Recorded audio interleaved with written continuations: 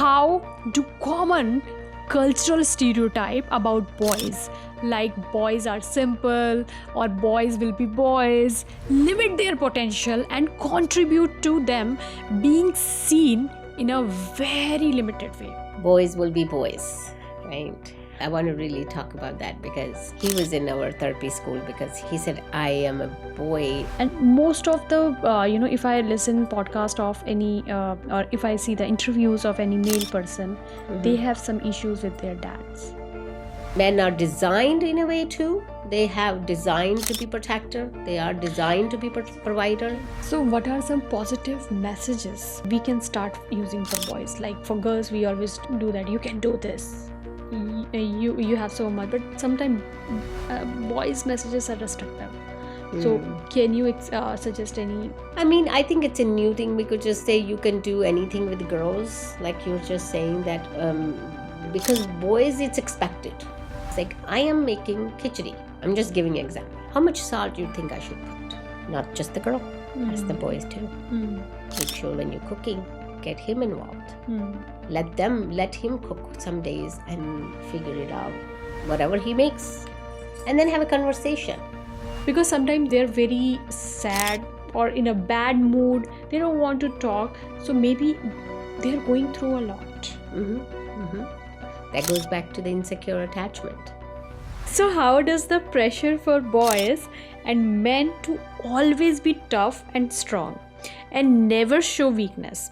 Namaste everyone, I am Shilpi and I'm the proud host of Safarnama with Shilpi. Thank you for watching my videos and supporting my channel by sharing with others and subscribing. Your encouragement means the world to me and it motivates me to create the content that truly matters. In recent years, the mental health of boys has become a significant concern. Cultural stereotypes like boys will be boys limit their potential and contribute to a narrow view of abilities. Statistics shows that boys are less likely to receive emotional support, with only 58.5% of US teens getting the support they need. Additionally, boys are less likely to receive counseling or therapy for depressions compared to girls, 32.2% versus 43%.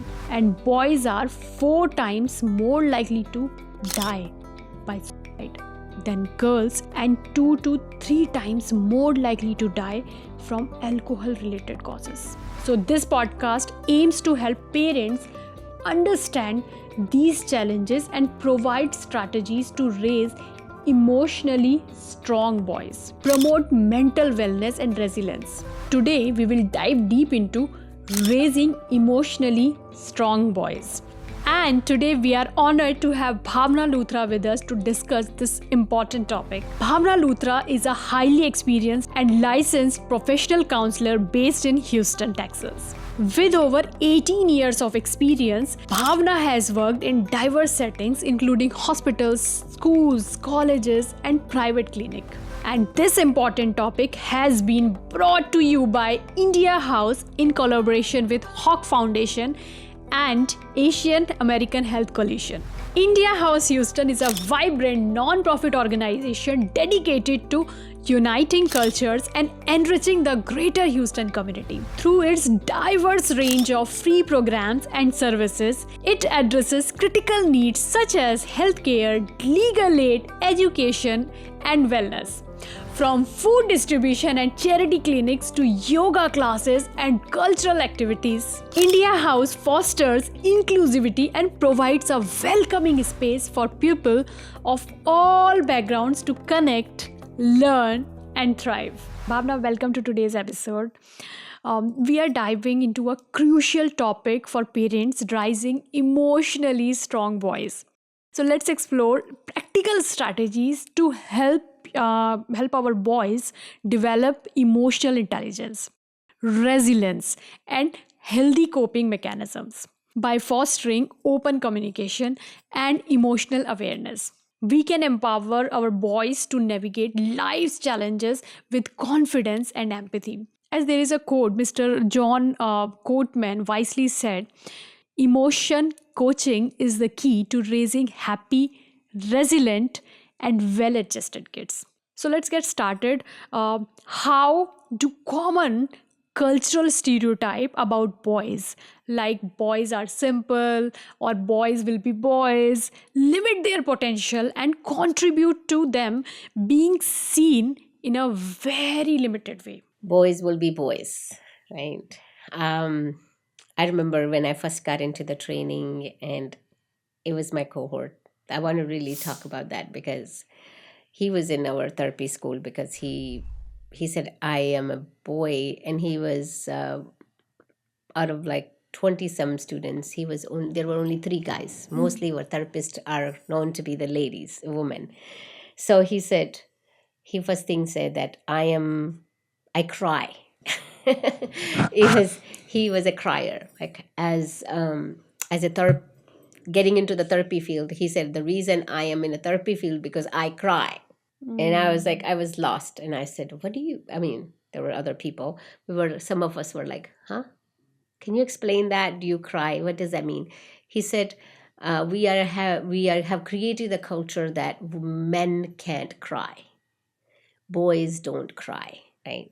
And then I said, he said that when I was playing sports, my dad said I would fall, I would get hurt. I didn't care to play sports, but he wanted me to play sports, and I used to cry every time I lose, every time I fall, every time I get hurt. And he was like, "You're a wimp. Get up." And he said, I just didn't like my dad growing up, so had a lot of behavior issues and all that journey, going through his own therapy, and now he's in therapy school to become a So therapist. I was listening a podcast of Yuvraj Singh, Hmm. cricketer. Mm-hmm. He said he had some issues with his dad. Mm-hmm. And most of the, if I listen podcast of any, or if I see the interviews of any male person, they have some issues with their dads. Yes. Why it is that the father and son relation doesn't work for some time? Because we have living, it depends the family you grew up in, where there's a culture that men have to be strong, men has to be provider, men has to be protector, right? They are there to have just that role of being provider and protector. Then they are raised that way. You don't complain, you don't cry, you just be tough and just bear all the pain and deal with it. Not, you exist, but you don't exist because you got to provide for the family. If you become weak, you won't be able to provide for the family, right? So that is the culture. I mean, no matter wherever you go, that's the culture in all over the world. I'm not saying Western culture is that way. Eastern culture, Middle Eastern, everywhere you go is the same culture for men, right? And men are designed in a way too. They have designed to be protector. They are designed to be provider. Can you think of any example where these stereotype might have affected someone you know? My personally, or you mean like? Your patients.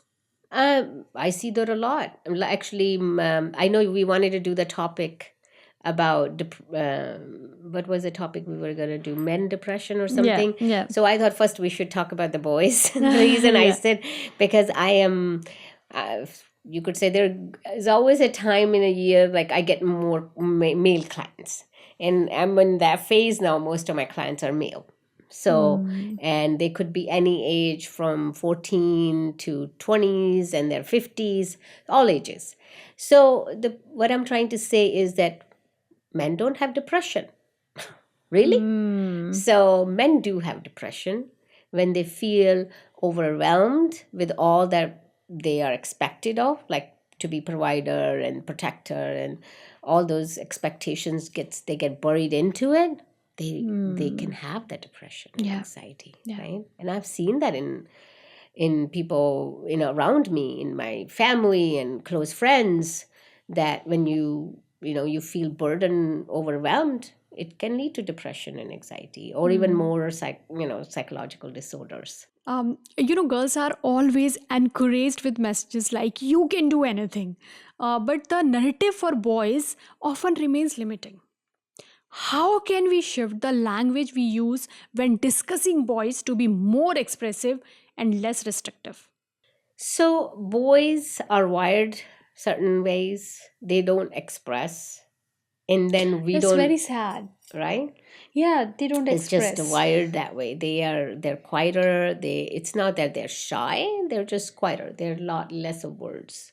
I mean, I have a son and a daughter, so I can see both, that how they are, how I'm seeing, you've seen with your husband and now you're seeing with your son, so they're different, right? They don't talk as much, they're very limited in Like words. if I That talk about my daughter, I didn't ask anything. She start making stories. She can make story of anything. Mhm. She talk a lot. She talks a lot. In comparison to if I talk about my son, he talks a lot too, but he's not very expressive. Hmm. Yes, and it we have with boys, you have to create that environment for them, Hmm. and they are not expressive. Not I cannot speak all men or all boys are that way. There's some are more, Of course. right? I've seen in my family as well that some are more expressive as boys than the other. It could be two boys in the family, one would be more expressive than the That's other, correct, right? that's They pick correct. up on the traits, That's correct. as a personality traits, and I believe in sanskara as well. So they're coming from some place and they need to be more expressive, and so we have to see that. But generally we see that men are not expressive, and then we have to create the safe environment for them where we don't pass judgment. Hmm. And even if they begin to express and we don't stop them, we say, okay, we might not agree with them, what they're saying. We might think they're just going hodgepodge, they're all over the place. Hmm. They're not very articulate with their words, but that's okay. They're being expressive. That's good enough, right? And I think I remember when my son was doing debate, he was very quiet and to himself. Debate really shaped him differently, and where they have voice to speak, have express, not just speak their mind about the topic, but also express. Hmm. And I think we have to create those environment for boys.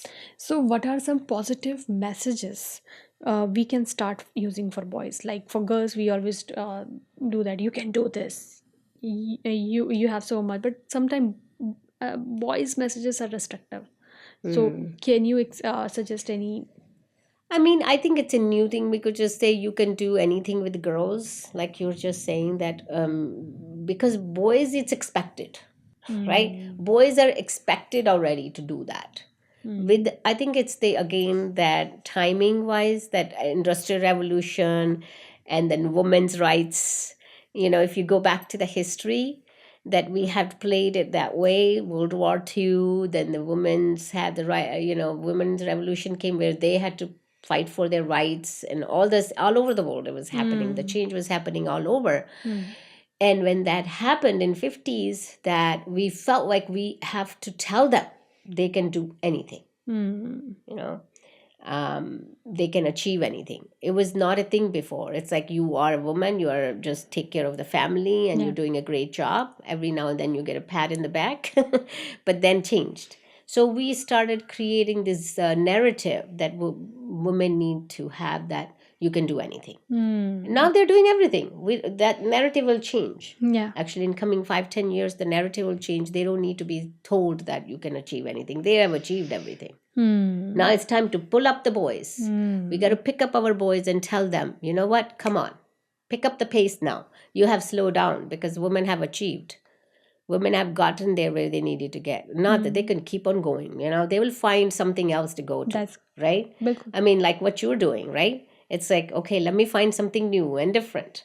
And men are still providers, so they're thinking, I have to do the technology field or science. Yeah. They're still thinking as a provider perspective. Women, we can have hobbies. Yeah.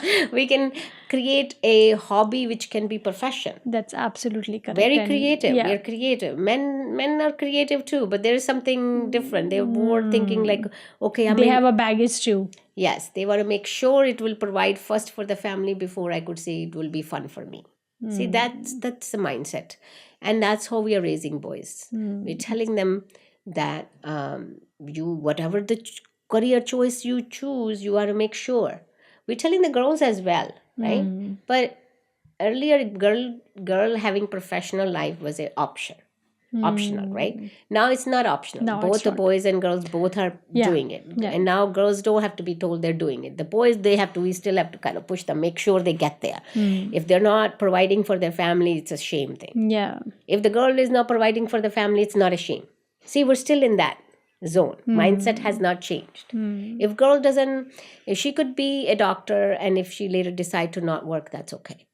But it won't be the case that boy is a doctor or an engineer and he's sitting at home. That would be really looked down upon. We're still in that mindset, right? Yeah. So we have to still, we have a lot more work to do with our boys now than the girls. I see boys struggling a lot with more their self-esteem, because now they don't have to prove themselves to another man. Now they have to prove against the woman too. Now they have more competition for them. How can we help boys understand the importance of social and emotional skills like managing connections and being aware of their feelings, especially since these skills are not highly valued in our culture? As you said, that boys are provider always. Yes. So expression wise, I think like when you have a boy and a girl, I mean boy and daughter, then the girl and son, whatever, you sit both of them, you have the same conversation. You ask opinion. It's like, I am making khichdi. I'm just giving an example. How much salt do you think I should put? Not just the girl, ask the boys too. Make sure when you're cooking, get him involved. Let him cook some days and figure it out, whatever he makes, and then have a conversation, right? Being very creative with them, right? And when you start some kind of a project in the house, ask their opinion. They might not have an opinion, but ask their opinion anyway. So very much inclusiveness, because we have put men outside, we have put boys out. You only are good for these things, so keep on doing those things. Tell them you're good for everything, just like we did with girls. Yeah. You're not just limited to your household stuff. You can do work outside. Same things we have to do with boys. Yeah. That you're not just have to be outside good, you can be good inside, right? So gender roles are changing, right? Gender roles are changing, and that the dialogues, the conversations now have to be changed accordingly, right? And there are some we call it women homemakers, and now they call themselves stay home dad. Yeah. I recently met somebody, they say, I'm a homemaker. And I was like, for a second, another person, we were in a group, and they laughed. Like, he said, yeah, I am really homemaker. I don't work. I work. They said, oh, so you mean you work from home? He said, no, I don't do outside job. I just take care of the house. So he chose to, because wife was the main provider for the family, and he said, I'm fine. I'm gonna be. I mean, they didn't have a children yet, so they said they're planning a children, and now he will stay home with the child, and there's nothing wrong with that. But see, what was happening in that guy's family? There was something normalized already, right? That it's okay. People are still would shame him, like, oh my goodness, he must not could keep a job. Oh, he must not be a good provider. He must not be good at his work. Probably he was fired. We'll have tons of assumptions. That's correct. So That's correct. we have to go back to see that what was the conversation, what was the upbringing he had, where they had the open dialogues. Researchers shows that even from babyhood, adults may interpret boys' emotions differently. For example, anger versus fear. Compared to girls, and less emotions-based vocabulary with them.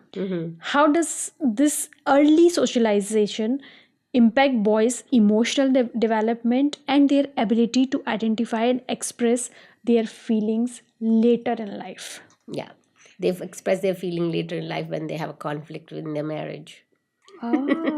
Because they only are told to have a primary emotions. They don't go into the secondary emotions. So I will talk about that today. Like primary emotions, like I am angry. Okay, so I only see anger, right? I only see this explosive behavior in that 7-year-old.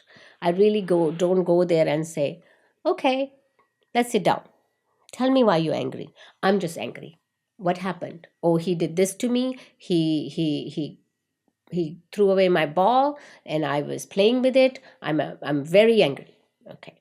So is this happened first time? No, he has done it many times. I'm just giving you a story. So, okay, so it happened before. So is he your friend? Yes, he's my friend, but he's not my friend anymore. Okay, he's not your friend anymore. So, but he was your friend, right? So what changed? See, you go into the bottom of it. What we try as a parent is we go to solve the problem. Like, let me fix this. I'm going to tell his mom. Let me talk to your friend and solve the problem. No, that's the emotional. We're going to the emotion deep, layer by layer. You only see anger, but there's behind the anger, the secondary emotion is working is called hurt. Right? So we want to address the hurt, not the anger. Yeah. Right? So boys are very good with projecting its anger and never get to access the secondary part, which with the woman, we immediately cry. Yeah. She was my friend and she's not my friend anymore because she did this to me. My feelings are hurt. The girl will be like, she's ready to tell you. Yeah. But the boy, he'll be like, I am just angry. Yeah. I don't care. Okay, you will ask the boy, like, oh, are you hurt? No, I'm not hurt. I'm not talking about your physical hurt. Are you hurt? Did he hurt your feeling? I don't know. See, that's the difference. So they're wired differently, right? So we have to really... So, do you think the hormones also create an impact? Of course. They're like, that's the difference, testosterone, estrogen, and progesterone, we have different hormones. So they have different hormones. But at a young age, of course, that because they have a different hormones, but their testosterone is not that high, that comes in the puberty stage. But we can address the emotional world is very different for boys and girls. So we have to really get into their emotional world. So remember that they want to feel secure. Every child, boy and a girl, they want to feel secure with you. They want to feel right. If they want to have that secure attachment with you, right? Only way you will attach with your son is if you get into their emotional world. And we miss out. We miss billions of opportunity to connect with our children, Right. So how can we help boys understand the importance of social and emotional skills, like making connections and being aware of their feeling, especially since their skills are not highly valued in our culture? How do we teach them? Like I was telling you, get them involved in every activities you would think the girl would also enjoy. And let them come up with their own thing that I can don't you enjoy. give the idea of any activity? Like I was telling you about get them involved in the kitchen, Cooking. take them to the places where you will get the daughter to. Let's say if you and your daughter went to haircut, it's even girls' haircut. Let them be exposed to that. Like, oh, okay, boys don't get nails done. You still take them with you. I'm gonna get nails done, but you can sit there and read a book. Yeah. Let them explore the environment. See, we kind of shame them. Oh, you're very girly. You went with your mom for nails. What were you doing there? See, some auntie will say that and they will be embarrassed. We shame them for small things like that. Why are you there? Right? You're not getting your nails done. Yeah. Right? What about once in a while, get your 14, 15-year-old who probably never cut their nails, then take them for pedicure. Right? Normalize those things for them. How did that make them feel? Have those deeper not conversations, but just saying you can go into the emotional part, emotions, deeper emotions. How does the difference in stories and media where girls are shown managing emotions and relationships? Whenever we see any movie, always it happens. Girls are managing the emotions, and their moms also teach them, okay, you have to do this, you have to balance your relationship. While boys are shown fighting and competing, affect boys' ability to form healthy emotions, relationships in the long run. Because we always expect boys should be more focused on their toughening. Yes, yeah, true. They watch Superman, Batman, Spider-Man, all violent movies, gruesome movies, make their blood boil. Like they want to be in there. They want to be a warrior. I mean, we buy them gifts like warrior gifts and these Superman kind of gifts. We buy those kind So of we toys. form them like this. Yeah, we buy those toys for them. We want them. This is for you, and we buy girls dolls for girls. Playhouse, right? I mean, it was funny that both of my kids are very close in age. They played with each other's toys. They were fine. And I had people come to my house and they said, why your son is playing with her toys? And I said, he likes it. It's fine. And he turned out okay now. I would like to say that because we conditioning them in a way that this is you and this is her. Her and him should be separate. No, their gender roles are changing. We have to, the boys are also working, and like your husband could be making chai for you, and you could go and do some other stuff, which he would go to Home Depot and buy some stuff. We think we're doing those things already. So why we are still have not changed the mindset of buying only them certain toys and the girls certain toys, right? True. Right? True. Dump all the toys together and let them both kind of play with those toys, Very right? true. Very true. Right? I mean, it's okay. We want boys to be tough. Okay, they are. If you want to, we want those people to protect us. Definitely, we have a different physical. We are not physically that strong. It's a given thing, right? I'm not going to lift 280 pounds. I know that, and it's okay. We want them to be a little bit tough physically, that they're able to carry the weight, they can do the climbing and all those things. We tell them, yes, it will be nice if you do that. You want to go and protect the country and go in the military and Air Force. Yes, we get that. And women are doing the same things. They might not be able to physically do a lot of things, and they understand that, right? So, but we're not making them girly. We're not, So we have to teach that, like you both can pick up on those things. But yes, definitely, you can be more tougher if you like to. Yeah. If you like to. If you like to. Yes. So it's the language, and we have to create this. Can you, do you like Bollywood movies? Yes, I enjoy. Can you think of any movie or shows that break these stereotypes? Oh my goodness. Ooh, I can't think of top of my head now. Do you think of anything? Maybe it'll come to me. I haven't watched Bollywood movie for a while. For the boys, there was a movie, Key and Ka, I think. Kareena Kapoor and Arjun Kapoor, yeah, where Kareena used to go to the office and Arjun Kapoor he chose to manage the home. So he's like, I'm a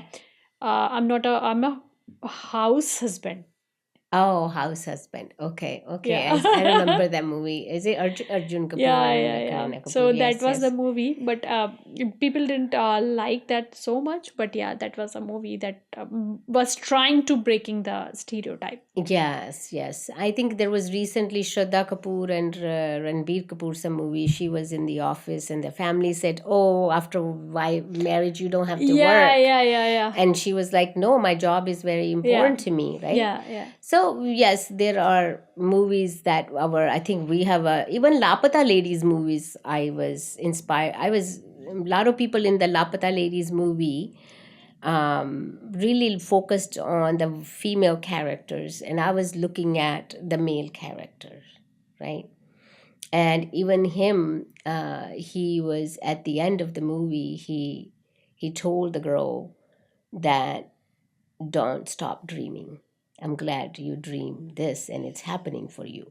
So you could see that emotional world of that man who is saying that. He's a secure man. Yeah.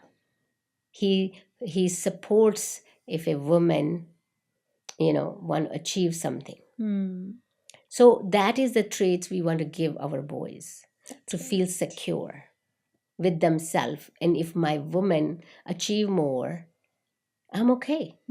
She can make more money than me and I'm safe. And that comes from mothers. Yeah. Right? Nurturing, we nurture them in a way. Father has a big role to play. They show them the outer world. Yeah. But we can tap into their internal world. Yeah. Right? We are good with that. We have the skills. Like that's how I was telling you about my therapist friend. He said I was crying. I was a cry boy, right? Because he's the best therapist I know as a male, because he can understand boys that it's okay to cry. He's feels safe in his relationship. His wife is he's also a therapist. They married, he married a therapist, so he's safe in his marriage, right? His wife could make more money and he's fine. So the point is that we have to raise the boys to be a good partner, Yeah. right? To be a good husband, Yeah. to be a good father, to be a good person who can have a female friends and be their ally, right? A promoter of feminism, or whatever we call it, right? Feminism, I still think is very kind of A big and we have changed hyped word. yes, we have changed Definition of yes, it. definition Yeah. of it, right? Feminism is not about freedom of of women or something. It's more than that, right? So it's we creating the secure world for our children. We have to attach them with very secure attachment. I don't know if I really kind of went on that. Like we create secure attachment, insecure attachment, and avoidant attachment, and disorganized attachment. There are 4 kind of attachment we build with our children. Can you explain one more time? So when we have a sit down and we really have a, like I was giving you example of the anger and pain and hurt, that's like we are building the secure attachment with our sons, like telling him like, it's okay, you're hurt, it's fine, you can be hurt, emotionally hurt, right?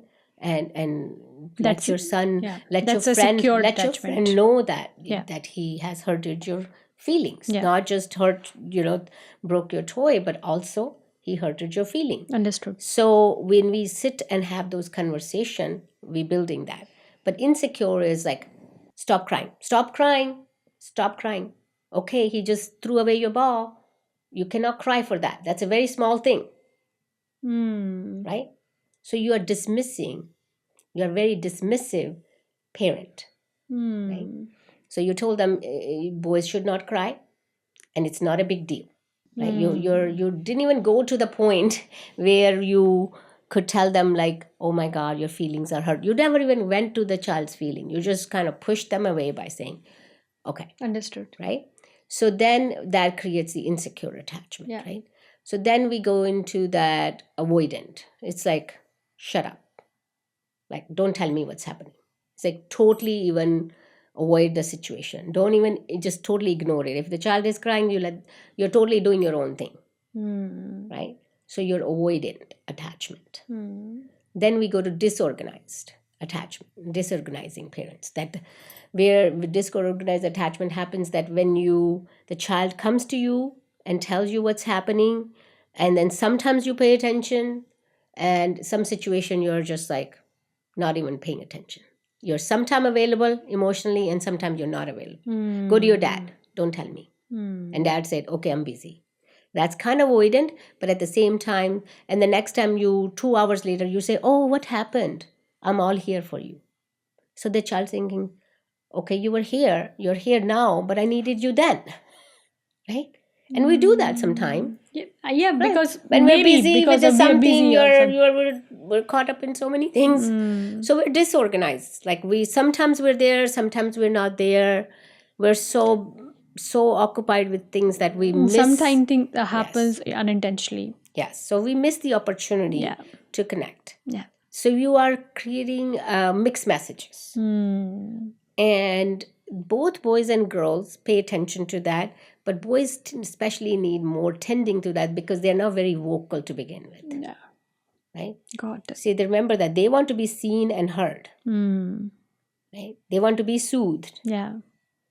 Right? Absolutely. They want soothing. Absolutely. And we think only girls like hugging and kissing. No, boys need it too. Yeah. They both are same. They both came from the same womb. Yeah. Right? So we just changed the world. I think it's all came from the timing when we needed to fight wars. And we needed boys to be tough. Right. So that we protected boys, we gave them certain food. You know how, have you seen the how we tell the boys you need to eat more, Yeah. right? And And boys do eat more, tend to be physically they have more need yeah, for yeah. food nourishment, but we telling them you need to be tough, you need to eat more, you need to be strong. Yes, and actually, girls, then what girls start thinking like, okay, for my body, I think I'll eat less. It's not good Yes, for my body. And boys are yes, like, oh, I mean, we'll just go and play cricket and see yes, the like change. boys, girls can go in too much in sun, but boys it's okay. Yeah, I understood. What if the boys don't like to be tanned? Like, what if they don't want to be playing outside? We don't tell them anything. We're like, yeah, go Yeah, play outside. yeah, that's correct. So, how can we teach parents and society to recognize that boys' aggression and bad behavior might be a sign of sadness, or struggle and support their emotional well-being instead of just punishing them? Because sometimes they're very sad or in a bad mood, they don't want to talk, so maybe they're going through a lot. That goes back to the insecure attachment. When they have so much build up, they're not very vocal. Most of the boys don't speak too much, like they keep it to themselves. They have to put it out somewhere, and it only is actually celebrated. Sometimes aggression is celebrated, right? When the boys wrestle, it's like, okay, yeah, you go, and like they're up top of each other, and then we're cheering them because they think it's okay to be aggressive. I got to fight for it. So it's aggression is to an extent is normalized in boys. I mean, how many times in the domestic violence situation you hear the lady beat the guy up? It happens. I'm not Yeah, saying sometime, there's a yeah. domestic violence towards boys as well, but mostly it's the guys we hear because it's sort of is just the behavior which has been okayed before in their household, right? So I see that aggression is more in boys, and then we should not be celebrating that, right? So that it shows us as an internal world they're so sad, or the anger is just what I was saying, primary emotion, but there's a secondary emotions is hurt. They are suppressing some emotions which are not pleasant, like there could be a grief, there could be a loss. I see that a lot of boys who are raised by single mothers, Yeah. I see that a lot with them. They are keeping a lot inside, and it comes out as aggression. And we So have to address that with them. That when I in my therapy session, I address what how we can address, like, what are some signs that we can look for? when they first come home and tell you, very first time they tell you this is something bad happened to them, you sit and really sit down with them and dissect. Not immediately we are quick to make decisions. We want to either fix or judge, right? We do two things we're best at. I mean, I've seen that a lot with our desi parents. Like, either we judge, it could be even our own child. We compare our own two children sometimes. Like, I've seen the parents like, oh, he's more smarter, or she's more, this way, and he's this way. So we always compare our children. Or if we see a problem with somebody outside, we just want to fix it for them.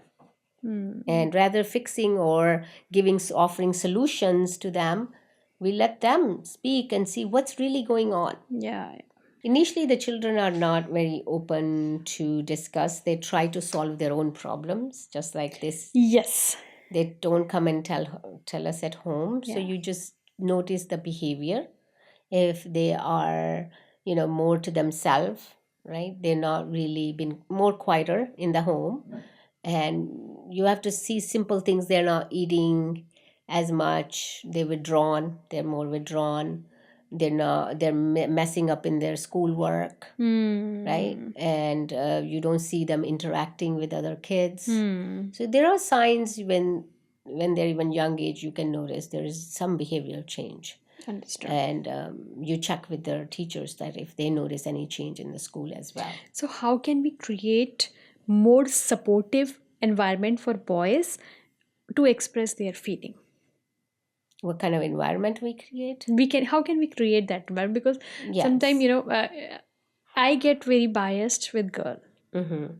For my girl, I always create, oh, that's my princess. Mm. I mean, it is very unintentional. Yes. It just happened. Yeah. No, it's true. So how can we create that kind of environment for them so that they can feel, oh, I am heard? Yeah, we have to we not have use a language where they feel like they have to constantly prove themselves. Yes. I mean, once they got to school, it's all about grades, achievements. So when they feel like they have to prove something, and if they come short, then they don't come to us, Yeah, that's true. right? So we first of all, achievement proving is not the language we want to use, right? It's like, don't celebrate when they make A grades. Either celebrate every time or celebrate nothing. Okay. So how our parents go crazy about extracurricular and driving them here, there, and see that how well they're doing and comparing with other children. I see that a lot.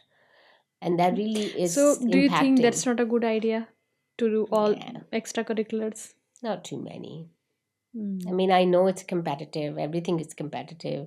I remember UT or whatever these colleges, even Texas colleges, you could be like 8% Lyle, and then you would get into the universities. Now it became 6, and now it's going to be 5 or 4, something like that. So it's very competitive to get into good universities. So parents start working at very young age, elementary, even middle school, to see So prepare them for they are making college. a product.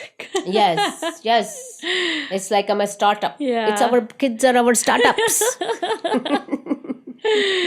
Yeah. Really, we use them as our startups. Like, we did start them. Yeah. So, but where do we Totally. wear this product? When do we launch this product? Absolutely. So, how does the pressure for boys and men to always be tough and strong and never show weakness led to feeling of shame and contribute to problems like violence in society? Yeah, shame is a As big. you already said that everything start from home. Yeah. Shame is the first thing. Like earlier I was giving you example of the boy when he was angry, right? We shamed him. Like, you can't be like, we dismiss it, right? We tell them you can't be. Your feelings are not important. So what does that tell them? That shame them. It's already shame. Like, oh my God, why did I even cry? That's really bad. Or why I showed the anger. It's the vulnerability, right? I mean, boys should not be vulnerable. Like, period. Like, they cannot show emotions. Either only good emotion is good. Positive emotions is like anger, which is actually negative emotion, but it's become positive. And if they fuss or cry or complain or anything disrespectful is one of the things we notice, and we just kind of, they when we acknowledge it and we tell them, they feel embarrassed, right? Biggest thing is the shame lead them to a lot of things. And the So, second thing is, for girls, I see, is fear. yes. For girls it's fear, and the boys is shame. And we shame the boys all the time. Yeah. So, what are some examples of impossible standards boys might face? Impossible standards, in what way? Can you explain that more? So, impossible standards like sometime, okay, everyone is different. Even if we see our hand, all fingers are different. So we cannot treat everyone. So we cannot treat everyone on a same standard. Like, you have to do this. Like, as you were saying that we are making startups, we are launching the kids, or we are comparing them. Okay, one of my friend took admission in the UT, then you have to also go for the UT, even you are capable or not. So that's sometimes the things are not, he's not made for this. I mean, Like, I had I have seen that movie, MS Dhoni. Did you watch that movie? So the person who got, if we talk about the Dhoni, he made for the cricket. He was not for the central government job. So he Yeah. left that job. Yes. He was not made for this. So my mean is that if you're not made for the particular thing, but we are pushing him Yes. for the Yes. standards. I mean, we are a very cookie cutter community. I call it the triple I C. like how you're phrasing everything. We want this person's like, I'm not saying people are jealous because everybody's here to achieve. I mean, we are immigrants. We here to achieve and accomplish and successful, right? I Yeah. mean, this is what we are here for, Yeah. right? Not that we couldn't be in our country, but we got the opportunity and we know this is the land of opportunity, which is about to now change in my mind. But I sometimes say things and I Why it catch is myself, changing? right? Why it is changing in your mind Oh, now? that's another topic. We'll But talk about it for yes, sure later. there's a lot of topics I have in mind, but that's could be we can have one Yes. discussion on that. But see that's the point. Like we want our children to be even more successful than us, right? And especially for boys, come on, you got to achieve. You need to be Steve Jobs. What is the other guy's name? Who is Bill the Gates, No, I mean our what's the person's name? Tesla person. No, no, no. I'm talking about in South Asian, the Indian guy who is in the Microsoft. What is his name? Anyway, so we want our children to be one of those big entrepreneurs and successful startups or CEO of certain companies, right? And we think we Sundar Pichai. oh so yeah, Sundar Pichai. Thank you. He's in Google. Yes, Google. So we want our children to be that. Yeah. That's the dream. Why, if we can, rags to riches, then definitely our children have more opportunities. So we should definitely make sure our children have a startup. I mean, I know families, I mean, as even clients that have plans like that for their children. Like they already working to prepare their children to get there. It's like they're How preparing do their they find the 8-year-old. time for all this? They're preparing their children, 8-year-old, to have a startup. Oh, Yes. So early success. so Early I think they're success. taking their childhood Yes, that for sure. because Early success can lead to a lot of anxiety and depression. because their mind is not prepared for Yes. all these heavy Yeah. terms. There's a time for everything. We cannot rob their childhood from Yeah. them. So especially for boys, we push them harder for that, especially for startups. I see that a lot of parents are now in our community. They really want our children to have startups at very young age. It used to be like in college. Now they're talking about middle school. Now it's almost coming to the elementary. The projects they want is sometimes started by the parents, and they think the child can take it from there. So we have to be careful if we what kind of mindset we are creating for our boys. That only earlier I was saying failure is not an option. So Yeah. success is for sure. Yeah. Right. So I think that's the language we have to create with our. The narrative we have to change, the language we use with our children. Like it's not about achievement, especially for boys. So, as in the beginning, you said you are connected with so many societies, so many communities. Like you took a couple of names also. So there is a I don't want to take the name on here, but there are so many societies for women also, right? So how does raising boys to be emotionally intelligent Oh, thank you. and Hallelujah. connected help create a healthier society and reduce stress or reduce issues like male violence against female? Okay. First, I want to you use the word emotional intelligence. Very my favorite topic. I worked at university level and I worked with younger Wow, college professional students. it's I would impressive. say that. So my work over there was a lot around emotional intelligence because these the kids who have come to the professional school programs because they have they had higher IQ. They were all about academic. But what about the emotion part? So I used to give a lot of presentation on yeah. emotional intelligence, and emotional intelligence is you recognize your emotions. A lot of people don't know the definition, but they use that word. But I want to give that today in this space. that it is you are able to understand your emotion and you understand the other person's emotions who is sitting across the room from you, and you're able to relate to that Wow. and respond accordingly, right? See, I can sit here and I can just talk and talk from my emotions and not really see where you coming from, what's happening with you.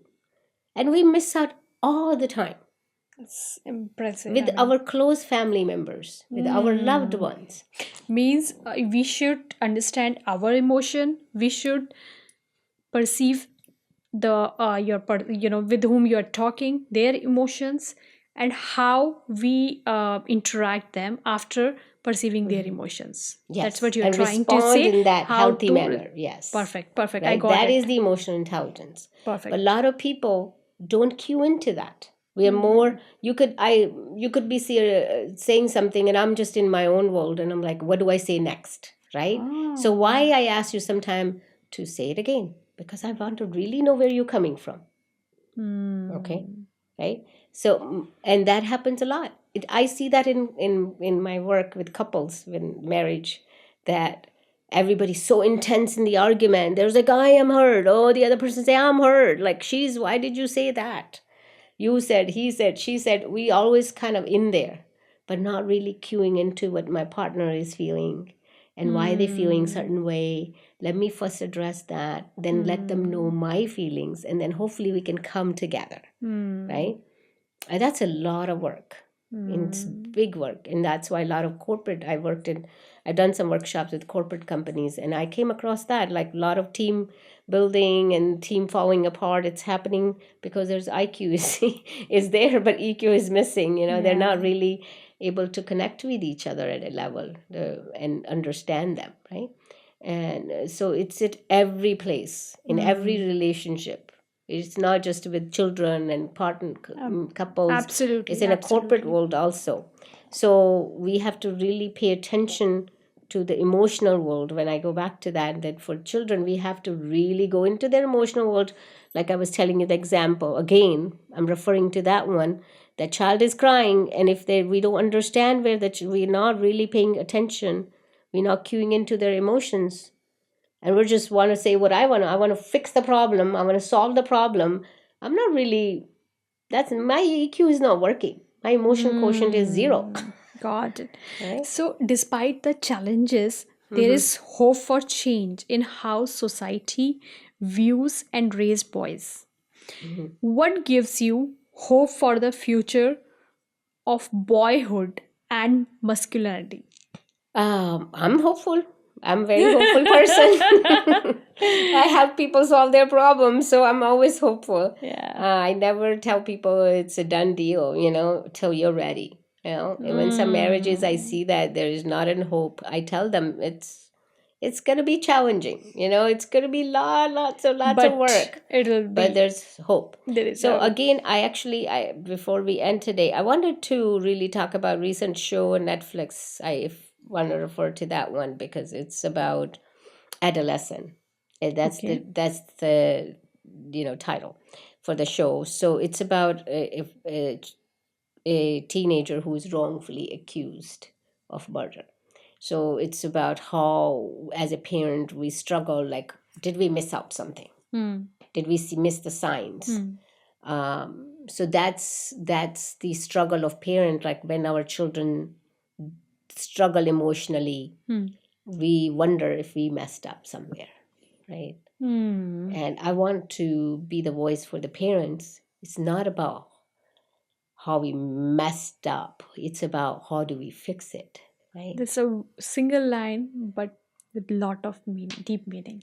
Yeah, there's a solution for everything. That's Never correct. give up on yourself first. That's correct. Because we are prepared, and there is a hope for Everything. there's a hope for everything. Lot. So even if we mess up, there's always we can fix it. Yes. We think where we start from here, not what happened. So I want to, that's the end of the podcast. But before we end it, I have a fun rapid fire round with Oh, you. why?